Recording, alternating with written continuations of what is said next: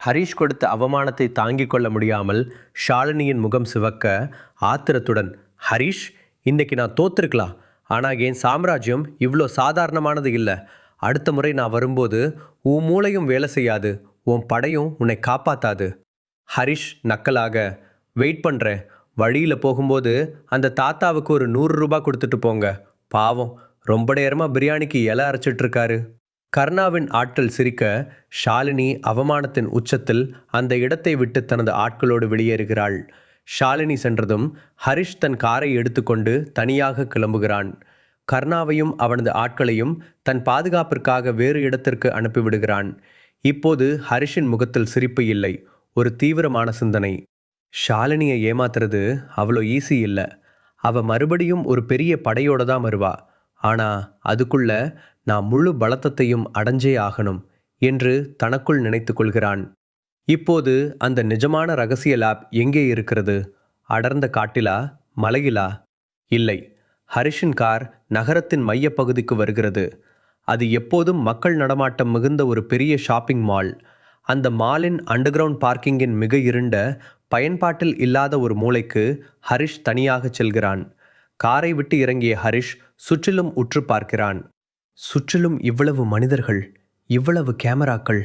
ஆனால் யாருக்கும் தெரியாது இந்த சுவருக்கு பின்னால் என்ன இருக்கிறது என்று நினைத்தபடி பார்க்கிங் சுவரில் இருக்கும் ஒரு பழைய தீயணைப்பு பெட்டியின் ஃபயர் எக்ஸ்டிங்விஷர் பாக்ஸ் கண்ணாடியை திறக்கிறான். அங்கே ஒரு சிறிய ஸ்கேனர் இருக்கிறது. ஹரிஷ் தன் கட்டை விரல் ரேகையை வைக்கிறான். ஆக்சஸ் கிராண்டட் என்ற ரோபோட்டிக் குரல் கேட்கிறது. ஒரு பெரிய கான்கிரீட் சுவரே மெதுவாக இரண்டாக பிளக்கிறது. உள்ளே பல 100 கோடிகள் செலவில் அவனால் ரகசியமாக உருவாக்கப்பட்ட, நவீனமும் பழமையும் கலந்த ஒரு பிரம்மாண்டமான ரகசிய ஆய்வகம். அதுதான் ருத்ராக்ஷ். உள்ளே நுழையும் ஹரிஷை வரவேற்க அங்கு யாரும் இல்லை. அந்த பிரம்மாண்டமான லேப் முற்றிலும் வெறிச்சோடி கிடக்கிறது. ஹரிஷ் தன் சொந்த அறிவாலும் உழைப்பாலும் மட்டுமே இந்த ரகசிய சாம்ராஜ்யத்தை உருவாக்கியிருந்தான். பழங்கால ரகசியங்களை நவீன அறிவியலோடு இணைக்கும் ஒரே ஜீனியஸ் அவன் மட்டும்தான். இது வெறும் டெக்னாலஜி லேப் மட்டுமல்ல, ஹரிஷ் உலகிற்கு தெரியாமல் ரகசியமாக சேகரித்து வைத்திருக்கும் மிக அரிய, விலைமதிப்பற்ற மூலிகைகளின் கருவூலம். பல நூற்றாண்டுகளாக உலகிற்கு மறைக்கப்பட்ட ஓலைச்சுவடிகளும், அழிந்து போன தாவரங்களின் சாறுகளும், பனிப்பாறை போன்ற குளிர்விக்கப்பட்ட கண்ணாடி பேழைகளில் இங்கே பாதுகாக்கப்பட்டு வருகின்றன. அதிநவீன டிஜிட்டல் குறியீடுகளாலும் பண்டைய கால பூட்டுகளாலும் பின்னப்பட்ட இந்த லேபை ஹரிஷை தவிர வேறு யாராலும் திறக்க முடியாது. ஏன், சேட்டலைட் மூலமாகவோ அல்லது அதிநவீன ஸ்கேனர்கள் மூலமாகவோ கூட இந்த லேப் இருக்கும் இடத்தை யாராலும் பார்க்கவோ படம் பிடிக்கவோ முடியாது. அந்த அளவுக்கு ரேடியேஷன் ப்ரூஃப் மற்றும் லேசர் பாதுகாப்பு வளையங்களால் இது முழுமையாக மறைக்கப்பட்டுள்ளது. லேபின் கணினிகள் தானாக ஆன் ஆகி அவனது வருகையை உறுதி செய்கின்றன. ஹரிஷ் அங்குள்ள பெரிய கண்ணாடியின் முன்னால் நின்று தன் முகத்தை பார்க்கிறான். ஹரிஷ் தீர்க்கமான பார்வையுடன் தனக்குள் பேசுகிறான். ஷாலினியை தற்காலிகமாக ஏமாத்திட்டேன். ஆனால் அவளோட ஈகோ அவளை சும்மா விடாது. அவள் என் பலவீனத்தை தேடி அழிக்கணும்னு நினைப்பா. என் உடம்புல இருந்த அந்த கவசத்தோட பவரை மறுபடியும் நான் மீட்டி எடுக்கணும். இந்த சாதாரண உடம்பை வச்சுக்கிட்டு என்னால் அவ கூட மோத முடியாது. அதனால் இந்த தடவை நான் மீட்டி எடுக்க போகிற அந்த கவசத்தை யாரும் நெருங்கக்கூட முடியாத மாதிரி மாற்றணும். நிச்சயமாக என்னோட குரு ருத்ரவேந்தரோட உதவியால் இதை நான் சீக்கிரம் முடிச்சிடுவேன் என்று தனக்குள் பேசிக்கொள்கிறான் ஹரிஷ். சிறிது நேரத்தில் அந்த அறையின் நிசத்தத்தில் ஒரு நிழல் உருவம் அங்கு நின்றது. அது வேறு யாருமல்ல, ருத்ரவேந்தர் தான்.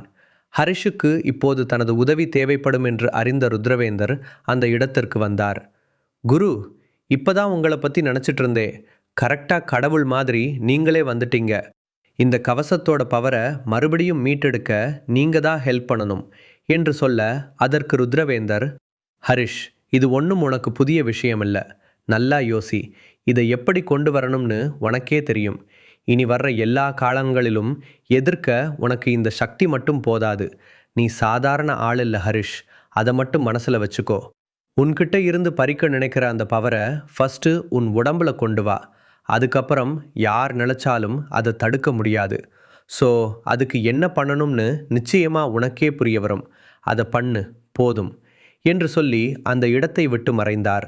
ருத்ரவேந்தர் சென்றதும் அவன் லேபின் மையத்தில் இருக்கும் மூலிகை சாறுகள் ஒளிரும் ஒரு டிஜிட்டல் பாதுகாப்பு பெட்டகத்தை நோக்கி நடக்கிறான். என்னோட அந்த கவசத்தை அவ்வளோ சீக்கிரம் விடமாட்டேன்.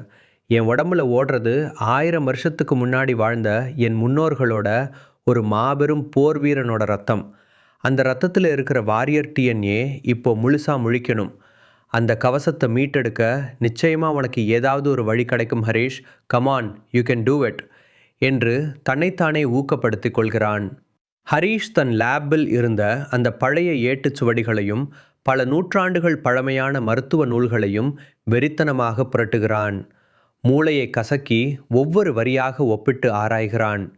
இல்லை, வேற வழியே இல்லை. இந்த துரோகத்தையும் சதியையும் முறியடிக்கணும்னா சும்மா நார்மலாக யோசிச்சா வேலைக்கு ஆகாதாது. இந்த உலகத்தில் இருக்கிற எந்த ஒரு சூப்பர் கம்ப்யூட்டராலையும், ஏன் எந்த ஒரு ஸ்கேனராலையும் கணிக்க முடியாத ஒரு பவர் இப்போ எனக்கு வேணும். அந்த பழைய பவரை மட்டும் மீட்டெடுத்தா போதாது, அதை விட பல மடங்கு பவர்ஃபுல்லாக இனி எவனுமே என் பக்கத்தில் கூட நெருங்க முடியாத அளவுக்கு மாறணும். தீவிரமான சிந்தனைக்கு பிறகு அவனது கண்கள் அந்த பழைய இரகசிய குறிப்பில் வந்து நிற்கின்றன. அவனுக்கு பொறி தட்டுகிறது. கரெக்ட், அதுக்கு இருக்கிற ஒரே ஆப்ஷன் இந்த சஞ்சீவினி எக்ஸ் மட்டும்தான். இதை எடுத்தா என் ஆர்மர் திரும்ப கிடைக்கிறது மட்டும் இல்லை, எவனும் தொட முடியாத அளவுக்கு அசுரத்தனமான ஒரு பவர் எனக்குள்ள பிறக்கும். ஆனால் அவனது சொந்த கம்ப்யூட்டர் ஸ்கிரீனில் சஞ்சீவினி எக்ஸ் இன் எச்சரிக்கை செய்திகள் உலர்கின்றன. இது ஒரு ஜெனட்டிக் ட்ரிக்கர். இதை உட்கொண்டால் நரம்புகள் அனைத்தும் நெருப்பை போல எரியும். மரண ஆபத்து ஏற்படலாம். ஹரிஷ் உறுதியுடன், என் உயிரை விட என் லட்சியமும் என் குடும்பத்தோட உயிர் முக்கியம். ஷாலினி ஒரு அரக்கி. அவளை அழிக்கணும்னா நான் ஒரு அசுரனா மாறணும். வரட்டும், பார்க்கலாம். ஹரிஷ் தன் கைகளால் அந்த பாதுகாப்பு பெட்டகத்தை திறக்கிறான். உள்ளே அடர்ந்த நீல நிறத்தில் திரவ வடிவில் ஒளிர்கிறது உண்மையான சஞ்சீவினி எக்ஸ். அது பல நூற்றாண்டுகளாக பாதுகாக்கப்பட்டு வந்த ஒரு மாபெரும் சக்தி. ஹரிஷ் அந்த சிறிய குப்பியை தன் கையில் எடுக்கிறான். அவனது கண்கள் அந்த நீல நிற ஒளியில் மின்னுகின்றன. எந்த தயக்கமும் இல்லாமல் அந்த திரவத்தை ஒரே மூச்சில் குடிக்கிறான். ஒரு சில நொடிகள் மயான அமைதி. பின் திடீரென ஹரிஷ் நெஞ்சை பிடித்து கொண்டு தரையில் விழுகிறான். அவனது தொண்டையிலிருந்து ஒரு பயங்கரமான அலறல் வெளிவருகிறது. ஹரிஷின் உடம்புக்குள் ஒரு எரிமலையே வெடிப்பது போல் இருந்தது. அவனது நரம்புகள் அனைத்தும் நீல நிறத்தில் ஒளிரத் தொடங்குகின்றன. அவனது உடலில் இருக்கும் ஒவ்வொரு செல்லிலும் தூங்கிக் கொண்டிருந்த அந்த போர்வீரனின் மரபணு இப்போது விழித்து கொள்கிறது. அவனது தசைகள் இறுகுகின்றன. கண்கள் கோவை பழம் போல் சிவக்கின்றன. டிஜிட்டல் பவர் என்றது செயற்கையான கவசம் உடைந்து இயற்கையான அசுரத்தனமான ஒரு பவர் அவனுக்குள் பிறக்கிறது. ஹரிஷ் தனியாக தரையிலிருந்து எழுந்து நிற்கிறான். அவனது மூச்சுக்காற்று ஒரு டிராகனின் சீற்றத்தைப் போல இருக்கிறது. அவன் அருகிலிருந்த ஒரு இரும்பு தூணை தனது வெறும் கையால் ஓங்கி அடிக்கிறான். அந்த பெரிய இரும்பு தூண் வளைந்து நெளிந்து கீழே விழுகிறது. ஹரிஷ் லேபின் பிரம்மாண்ட திரைகளில் தன் உடலின் ஆற்றல் அளவுகளை பார்க்கிறான். கிராஃப்கள் அனைத்தும் உச்சத்தை தொட்டு எழுகின்றன.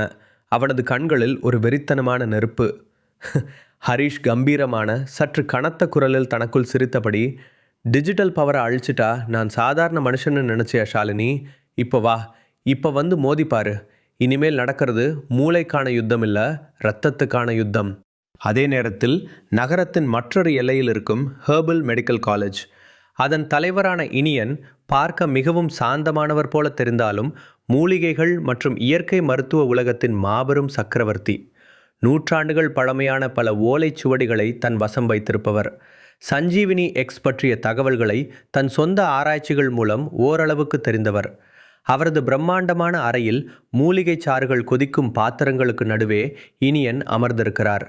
அவரது கண்கள் கணினி திரையில் இருக்கும் ஹரிஷின் மருத்துவ அறிக்கைகளை பார்க்கின்றன. இனியன் தனக்குள் ஒரு தீர்க்கமான புன்னகையுடன் பேசுகிறான். ஹரிஷ், அந்த போர் வீரனோட டிஎன்ஏவை நீ விழிப்படைய வச்சிருக்கலாம். ஆனால் அதை உன்னால் முழுசாக கட்டுப்படுத்தவே முடியாதுடா தம்பி. மூலிகைகளோட அசல் ரகசியமும் அதோட வீரியமும் எனக்கு மட்டும்தான் தெரியும். அந்த சஞ்சீவினி எக்ஸ் உன்னை உள்ளுக்குள்ளேயே எரிச்சு அழிக்காமல் உன்னை காக்கணும்னா அதுக்கு என்கிட்ட மட்டும்தான் மருந்து இருக்கு. அந்த ஃபார்முலா எனக்கு வேணும், கண்டிப்பாக வேணும். அதை எப்படியாவது அவங்கிட்ட இருந்து நான் பிடுங்கியே தீருவேன்.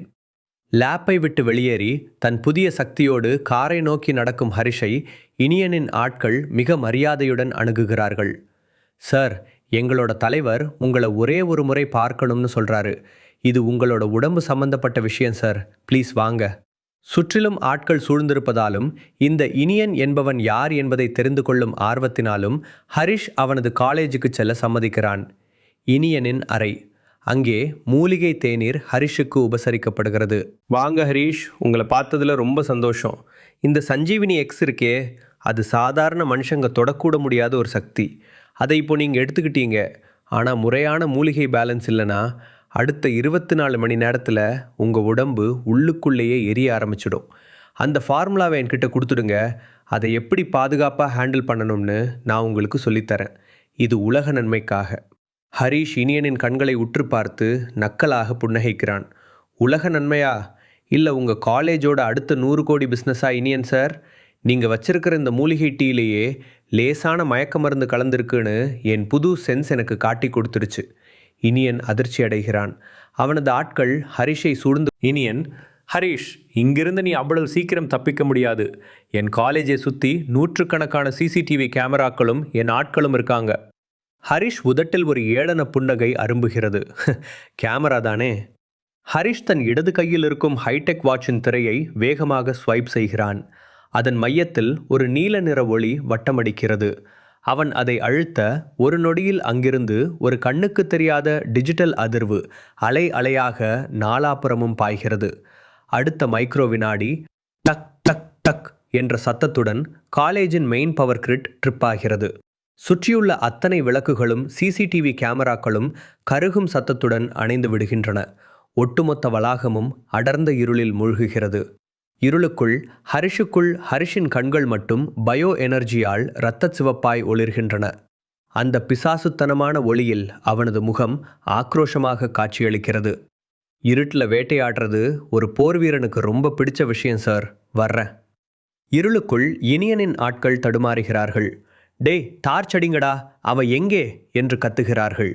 ஆனால் இருட்டில் தெளிவாக பார்க்கும் திறன் பெற்ற ஹரிஷுக்கு அவர்கள் ஒவ்வொருவரும் அசைவற்று நிற்கும் இலக்குகளாக தெரிகிறார்கள். ஹரிஷ் மின்னல் வேகத்தில் நகர்கிறான். ஒருவனின் கையை பிடித்து திருப்பி இன்னொருவன் மீது வீசுகிறான். துப்பாக்கியை நீட்டும் ஒருவனின் கையை ஒரே நொடியில் உடைக்கிறான். எலும்புகள் முறியும் சத்தமும் ஆட்களின் அலறல் சத்தமும் மட்டுமே அந்த இருளில் கேட்கிறது. இனியன் பயத்தில் தரையில் அமர்ந்து விடுகிறான். ஹரிஷ் மிக எளிதாக புயல் வேகத்தில் அங்கிருந்து தப்பித்து தன் காரை நோக்கி ஓடுகிறான். ஹரிஷ் காரில் ஏறி கதவை லாக் செய்கிறான். இப்போது அவன் தனியாக இருக்கிறான். அவனது மூச்சுக்காற்று சூடாக வெளிவருகிறது. ஸ்டேரிங்கை பிடித்திருக்கும் அவனது கைகளில் நரம்புகள் புடைத்து நீல நிறத்தில் மின்னுகின்றன. அவனது உடம்புக்குள் சஞ்சீவினி எக்ஸ் ஃபார்முலா ஏற்படுத்தும் அதிவேக மாற்றங்களையும் இதய துடிப்பையும் அவனால் உணர முடிகிறது. ஹரிஷ் தனக்குள் ஆழமாக யோசித்தபடி, என்ன நடக்குது என்ன சுற்றி? ஒரு பக்கம் ஷாலினி, இன்னொரு பக்கம் இந்த சத்யன். சஞ்சீவினி எக்ஸோட ரகசியம் இவ்வளவு சீக்கிரம் இவனுக்கு எப்படி தெரிஞ்சது? என்னோட ஒவ்வொரு மூவையும் யாரோ கண்காணிக்கிறாங்கன்னு தோணுது. அவன் காரை ஸ்டார்ட் செய்ய சாவியை திருப்ப போகும்போது அவனது ஃபோன் டிங் என்ற விசித்திரமான சத்தத்துடன் ஒளிர்கிறது. ஒரு பிரைவேட் நம்பர்லிருந்து மெசேஜ் வந்திருக்கிறது. ஹரிஷ் சுருங்கிய புருவங்களுடன் அதை திறக்கிறான். திரையில் வந்த மெசேஜை பார்த்ததும் அவனது கண்கள் வெறிகின்றன. நீ என்னைய விட்டு ரொம்ப தூரம் ஓடிட்டேன்னு நினைக்காதடா ஹரிஷ். நான் உன்னை வாட்ச் பண்ணிக்கிட்டே தான் இருக்கேன். நீ அடுத்து என்ன பண்ண போறேன்றது முதற்கொண்டு எல்லாம் என் விரல் நுனியில் இருக்கு. ஹரிஷின் முகம் கோபத்தால் கருத்து தாடை எலும்புகள் இறுகுகின்றன. ஆத்திரத்தின் உச்சிக்கே சென்ற அவன் தன் வலது கையை காரின் ஸ்டேரிங்கில் ஓங்கி அடிக்கிறான். சாதாரண மனித சக்திக்கு அப்பாற்பட்ட அந்த அடியில் தடிமனான இரும்பு ஸ்டியரிங் ஒரு களிமண் போல சற்றே வளைந்து உருக்குலைகிறது. ஹரிஷ், அந்த ஷாலினிக்கு என்னை ஃபாலோ பண்ணுறதை தவிர வேறு வேலையே இல்லையா? இன்னும் அவளோட கொட்டம் அடங்கலை. சவாலை அவள் ரொம்ப சீரியஸாக எடுத்துக்கிட்டா போல. அவன் காரின் ரியர்வியூ கண்ணாடியில் தன் முகத்தை பார்க்கிறான். அவனது கண்கள் இன்னும் அந்த ஆபத்தான சிவப்பு நிறத்தை இழக்கவில்லை. ஹரிஷ் தீர்க்கமான சிந்தனையுடன், ஆனால் இந்த முறை அவள் சும்மா வரமாட்டா. போன முறை அவளோட ஈகோ அடிபட்டிருக்கு. இந்த முறை அவளோட பிளான் இன்னும் சிக்கலானதா, ரொம்ப கொடூரமானதா இருக்கும். நாம் ரொம்ப கவனமாக இருக்கணும். அவள் அடுத்த அடி எடுத்து வைக்கிறதுக்குள்ள நாம் அவளோட ஒட்டுமொத்த நெட்வொர்க்கையும் அழிக்கணும். ஆனால் திரையில் ஆக்சஸ் டெனெட் என்று சிவப்பு நிறத்தில் அலர்ட் வருகிறது. அதே சமயம் அவனது லேபில் இருந்த சஞ்சீவினி எக்ஸின் முதல்கட்ட சாம்பிள்கள் வைக்கப்பட்டிருந்த கண்ணாடி பெட்டி உடைக்கப்பட்டு காலியாக இருப்பதை காண்கிறான். ஹரிஷ் அதிர்ச்சியில் உறைகிறான். இங்கேயும் வந்துட்டாங்களா? மறுபுறம் அதிநவீன கணினிகளும் நீல நிற வெளிச்சமும் நிறைந்த ஒரு ரகசிய பதுங்கு குழி. கடந்த முறை ஹரிஷிடம் வாங்கிய அடியால் அவமானத்தால் தலைகுனிந்து நின்று கொண்டிருந்த ஷாலினி இப்போது முழு ஃபார்முக்கு வந்திருக்கிறாள். அவள் தன் கையில் இருக்கும் கஸ்டமைஸ் செய்யப்பட்ட டேப்லெட்டில் ஹரிஷ் காரில் கோபப்பட்டு ஸ்டேரிங்கை வளைக்கும் லைவ் வீடியோவை பார்த்து கொண்டிருக்கிறாள். அவளது முகத்தில் இப்போது கோபத்திற்கு பதிலாக ஒரு வக்கிரமான சைக்கோத்தனமான புன்னகை குடியேறியுள்ளது. அவளுக்கு பின்னால் இராணுவ உடை போன்ற உடையில் கையில் நவீன துப்பாக்கியுடன் நிற்கும் அவளது வலது கரம் விக்ரம், மேடம் என்ன பார்த்துட்டு இருக்கீங்க என்று கேட்கிறான். ஷாலினி கொடூரமாக சிரித்து கொண்டே திரையை விக்ரமிடம் காட்டி, ஹரிஷ் அவனோட அந்த ரகசிய லேபையும் அவனோட புது வாரியர் பலத்தையும் வச்சு என்னை தோற்கடிச்சிடலாம்னு ரொம்ப பெருமையாக இருக்கான். ஆனால் அவனோட கம்பெனியை பாதுகாக்கிற ஒரு ஆள்னு கூட சொல்லலாம். அதிகமாக நம்புகிற ஒரு விஷயம் இப்போ என் வலையில் வந்து சிக்கிடுச்சு. இனிமே ஹரிஷை எப்படி அலைய விடுறேன்னு பாரு. இனி நான் சொல்கிறதையெல்லாம் ஒரு தலையாட்டி பொம்மை மாதிரி கேட்பான். நினச்சாவே புல்லரிக்குது. இந்த நாளுக்காகத்தான் ரொம்ப நாளாக வெயிட் பண்ணிகிட்ருக்கேன் என்று பெருமிதத்துடன் கூறினாள். திரையில் இருக்கும் வீடியோவை அவள் தன் விரலால் பக்கவாட்டில் நகர்த்துகிறாள். அடுத்த கேமரா ஃபீட் ஓப்பன் ஆகிறது. அங்கே இருண்ட அந்த அறையின் மற்றொரு மூலையில் ஹரிஷின் அசிஸ்டண்ட்டும் அவனது மிக நெருங்கிய தோழியுமான நிகிதா ஒரு இரும்பு நாற்காலியில் மயக்க நிலையில் பலத்த கயிறுகளால் கட்டி போடப்பட்டிருக்கிறாள். அவளது தலை ஒருபுறமாய் சாய்ந்திருக்கிறது. அவளது நாற்காலியின் அடியில் ஒரு டிஜிட்டல் டைமர் பொருத்தப்பட்ட பயோசிரிஞ்ச் வைக்கப்பட்டுள்ளது. அதனுள் கரும்பச்சை நிறத்தில் ஒரு ஆபத்தான கெமிக்கல் திரவம் கொதிப்பது போல அசைந்து கொண்டிருக்கிறது. டைமரில் 15 நிமிடம் என கவுண்டவுன் ஓடத் தொடங்குகிறது. ஷாலினி கொடூரமான குரலில் கேமரா திரையை நோக்கி, ஹரிஷ், நீ ஒரு எலியை பிடிக்கிறதுக்குள்ள நான் உன் சிங்கக்குட்டியையே தூக்கிட்டேன். இப்போ நீயே கதறிக்கிட்டு என்கிட்ட வருவ அந்த சஞ்சீவினி எக்ஸ் ஃபார்முலாவோட. இந்த முறை உன் மூளையும் வேலை செய்யாது, உன் புது வாரியர் ரத்தமும் உன்னை காப்பாத்தாது. 15 நிமிஷம் தான் உனக்கு டைம். ஷாலினி திரையை நோக்கி கையை நீட்டி வக்கிரமாக சிரிக்க, மறுபுறம் காரில் இருக்கும் ஹரிஷின் மொபைலுக்கு நிகிதாவின் கடத்தல் வீடியோ சென்ட் ஆகிறது. வீடியோவை பார்க்கும் ஹரிஷின் கண்கள் கோபத்தின் உச்சியில் இரத்தமாக சிவக்கின்றன. ஸ்டேரிங் வளைந்து கிடக்கிறது. ஹரிஷின் மூச்சுக்காற்று காரின் கண்ணாடிகளில் பனியாக படர்கிறது. அவனது கண்கள் இரத்தமாக சிவந்திருந்தாலும் அவனது மூளை இப்போது ஒரு சூப்பர் கம்ப்யூட்டரை போல வேலை செய்ய தொடங்குகிறது. ஷாலினி அனுப்பிய அந்த வீடியோவை அவன் உற்று பார்க்கிறான். வீடியோவின் பின்னணியில் ஒரு குறிப்பிட்ட மெஷினின் சத்தம் கேட்கிறது. ட்ரிப் ட்ரிப் என்று ஒரு குறிப்பிட்ட கால இடைவெளியில் ஏதோ ஒரு கெமிக்கல் லேப் மெஷின் இயங்கும் சத்தம் அது. ஹரிஷ் தனக்குள் பற்களை கடித்தபடி, ஷாலினி, உனக்கு என்னை பற்றி இன்னும் முழுசா தெரியல. சஞ்சீவினி எக்ஸை நான் லேபில் மட்டும் உருவாக்கலை, அதை என் ரத்தத்தில் வச்சுருக்கேன். நீ என்னை எமோஷ்னலாக வீழ்த்தணும்னு நினைக்கிற, ஆனால் அங்கே தான் நீ தப்பு பண்ணுற. ஹரிஷ் சட்டென்று தன் காரின் இன்ஃபோடெயின்மெண்ட் சிஸ்டத்தை ஆன் செய்து தன் மொபைலை அதோடு கனெக்ட் செய்கிறான். அவனும் அவனது அசிஸ்டன்ட் நிகிதாவும் ஆபத்து காலங்களில் பேசுவதற்காக உருவாக்கிய ஃபேண்டம் நெட்வொர்க் என்ற ஒரு என்கிரிப்டட் சேட்டலைட் சேனலை ஓப்பன் செய்கிறான். அதே நேரத்தில் ஷாலினியின் அந்த இருண்ட கோட்டை போன்ற லேப்பில் நிகிதா நாற்காலியில் மயக்க நிலையில் கட்டப்பட்டிருக்கிறாள். அவளது காலடியில் இருக்கும் அந்த பயங்கரமான பயோசிரிஞ்ச் மெஷினின் டைமர் இப்போ 14 மணி 20 நிமிடம், 14 மணி 19 நிமிடம் என்று குறைந்து கொண்டே வருகிறது. ஷாலினியும் விக்ரமும் ஹரிஷின் அடுத்த மூவ் என்னவாக இருக்கும் என்று சிஸ்டத்தில் பார்த்து கொண்டிருக்கிறார்கள். நிகிதாவுக்கு மெதுவாக மயக்கம் தெளிகிறது. தன் காலடியில் இருக்கும் ஊசியையும் டைமரையும் பார்த்ததும் அவளுக்கு விஷயம் புரிந்து விடுகிறது. அவள் பயந்து அழவில்லை. அவள் ஹரிஷின் சீஃப் அசிஸ்டண்ட். ஹரிஷின் பலமும் அவர் கண்டுபிடித்த டெக்னாலஜியும் அவளுக்கு அத்தனையுமே தெரியும். அவள் மெதுவாக தன் இடது கையின் நடுவிரலை நாற்காலியின் கைப்பிடியில் இருக்கும் ஒரு சிறிய மெட்டல் பட்டன் மீது வைக்கிறாள். அது சாதாரண நாற்காலி அல்ல, ஹரிஷின் லேபில் இருந்த நாற்காலி. அதில் ஒரு சிறிய ஹாப்டிக் சென்சார் இருக்கிறது. நிகிதா தன் விரலால் மோர்ஸ் கோட் முறையில் தட்டத் தொடங்குகிறாள். அதாவது டாட் டேஷ் டாட் என விரலால் அழுத்தி தன் பாஸான ஹரிஷுக்கு சிக்னல் அனுப்புகிறாள். காருக்குள் இருந்த ஹரிஷின் ஸ்கிரீன் திடீரென பிளிங்க் ஆகிறது. நிகிதாவின் நாற்காலியிலிருந்து சிக்னல் வர தொடங்குகிறது. அது வெறும் டெக்ஸ்ட் மெசேஜாக வராமல் காரின் ஸ்பீக்கரில் ஒரு சிறிய அதிர்வாக ஒலிக்கிறது. டக் டக் டக் டக். ஹரிஷின் கண்கள் சட்டென்று பிரகாசம் அடைகின்றன. அவனது வாரியர் மூளை அந்த மோர்ஸ் கோடை நொடிப்பொழுதில் டீகோட் செய்கிறது. திரையில் நிகிதா தன் பாஸான ஹரிஷுக்கு அனுப்பிய மெசேஜ் கேஷுவல் தமிழில் ஒவ்வொன்றாக ஓடுகிறது. சார், நான் நிகிதா பேசுகிறேன். பதறாதீங்க சார், கூலாக இருங்க. நான் இப்போதைக்கு ஓகே தான். இந்த சைக்கோ ஷாலினி என் சீட்டுக்கு கீழ் பயோ ப்ரெஷர் ஊசியை மாட்டி வச்சிருக்கா. நீங்கள் இந்த இடத்த கண்டுபிடிக்க கூடாதுன்னு அவள் என்னோட ஃபோன் ஜிபிஎஸ்ஸை ஆஃப் பண்ணிட்டா. ஆனால் அவளுக்கு நம்ம லேப் டெக்னாலஜி பற்றி தெரியாது சார். ஹரிஷ் ஸ்க்ரீனை உற்று பார்க்கிறான். அடுத்த மெசேஜ் வருகிறது. நம்ம போன வாரம் நம்ம மெயின் லேபில் செக் பண்ணினோமே, அந்த அனலாக் சிக்னல் இந்த லேபில் இருக்கிற ஏர் கண்டிஷனர் மற்றும் கெமிக்கல் கூலர்ஸ் எல்லாமே 433 மெகாஹெர்ட்ஸ் ஃப்ரீக்வன்சியில் தான் ஓடிக்கிட்டு இருக்கு சார். நான் இப்போ என் வாட்ச் மூலமாக அந்த சிக்னலை கொஞ்சம் டிஸ்டர்ப் பண்ணுறேன்.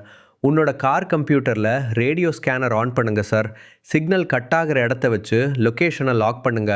சீக்கிரம் சார், டைம் இல்லை. மெசேஜை பார்த்ததும் ஹரிஷின் முகத்தில் ஒரு அசாத்தியமான புன்னகை வருகிறது. ஷாலினி தன்னை துரத்துவதாக நினைத்து கொண்டிருக்கிறாள். ஆனால் ஹரிஷ் இப்போது அவளது ஒட்டுமொத்த நெட்வொர்க்கையும் ஹேக் செய்ய போகிறான். ஹரிஷ் மாசாக தனக்குள் சிரித்தபடி, நினச்ச நிகிதா, நீ சாதாரண பொண்ணு இல்லை, என் அசிஸ்டண்ட்டுன்னு நிரூபிச்சிட்ட. ஷாலினி, நீ என்னோட லொக்கேஷனை லைவாக பார்த்துட்ருக்கேன்னு பெருமைப்பட்டுக்கிறல்ல, இப்போ பாரு நான் என்ன பண்ணுறேன்னு. ஹரிஷ் தன் கையில் இருக்கும் அந்த ஹைடெக் வாட்சை காரின் மெயின் போர்ட்டில் சொருகுகிறான். அவனது உடலில் இருக்கும் சஞ்சீவினி எக்ஸின் பயோ எனர்ஜியை வாட்ச் மூலமாக காரின் கம்ப்யூட்டருக்கு பாய்ச்சுகிறான். அவனது விரல்கள் கீபோர்டில் மின்னல் வேகத்தில் பறக்கின்றன. நிகிதா சொன்னபடி 433 மெகாஹெர்ட்ஸ் ரேடியோ அலைகளை சிட்டி முழுக்கத்தை ஸ்கேன் செய்கிறான். இதோ சிட்டியின் கிழக்கு எல்லையில் இருக்கும் ஒரு பழைய கைவிடப்பட்ட சுரங்கப்பாதையில் இருந்து அந்த குறிப்பிட்ட சிக்னல் லீக் ஆவது துல்லியமாக காட்டுகிறது. லொகேஷன் லாக் ஆகிவிட்டது. முழு கதையையும் கேட்டு மகிழ பாக்கெட் FM ஏப்பை டவுன்லோட் செய்யுங்கள். லிங்க் டிஸ்கிரிப்ஷனில் கொடுக்கப்பட்டுள்ளது.